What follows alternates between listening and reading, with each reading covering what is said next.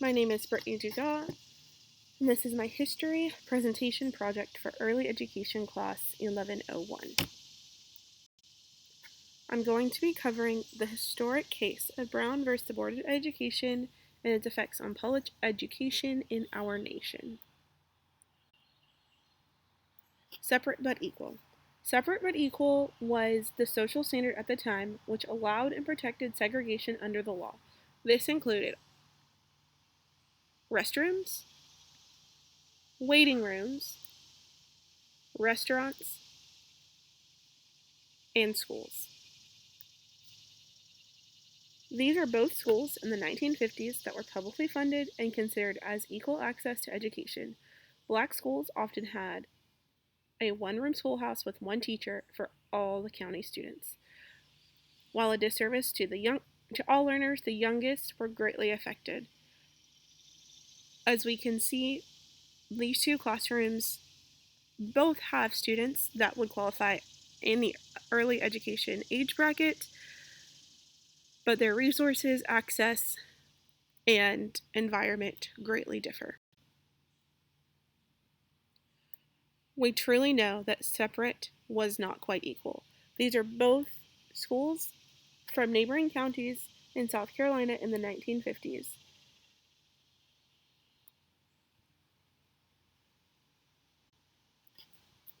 Brown versus Board of Education was a unique case that included 5 different plaintiffs from 5 different states: Kansas, Delaware, Virginia, the District of Columbia, and South Carolina.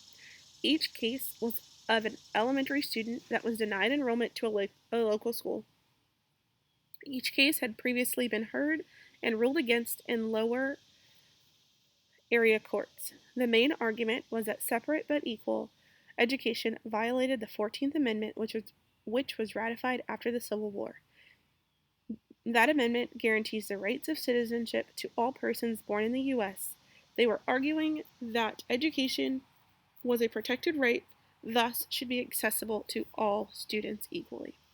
With the support of the NAACP, the Supreme Court agreed to hear the case as one plaintiff.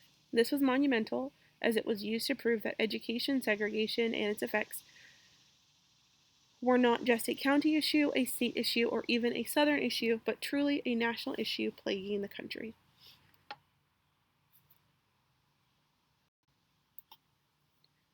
The court heard testimony from 30 social scientists that outlined the adverse effects of segregation on both blacks and whites.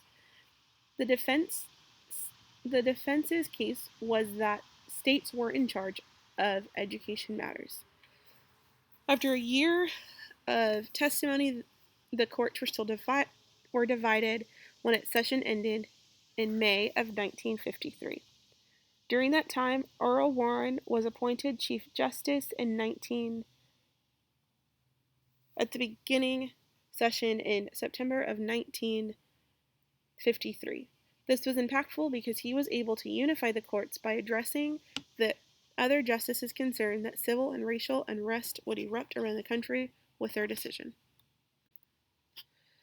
In May of 1954, a unanimous decision was announced by Chief Justice Warren that separate but equal was unconstitutional, and it inhibited states' actions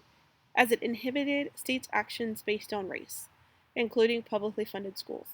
The flaw in this case was it did not include a desegregation plan. It wasn't until the ruling known as Brown 2 that came May of 1955 that decreed schools should integrate with all deliberate speed.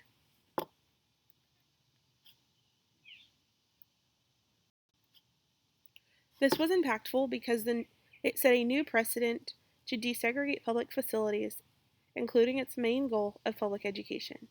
This greatly impacts early education today, as public schools, including state-funded preschool programs, are accessible to students regardless of race. 7 years later, not only are facilities integrated, but diversity is celebrated. This case was monumental for dismantling discriminatory structures at the beginning of the civil rights movement. Early education is known as the building blocks for life, and Brown versus the Board of Education proved this to be true, as it led the way for access accessible preschools, and eventually all education at all levels. And these are my references.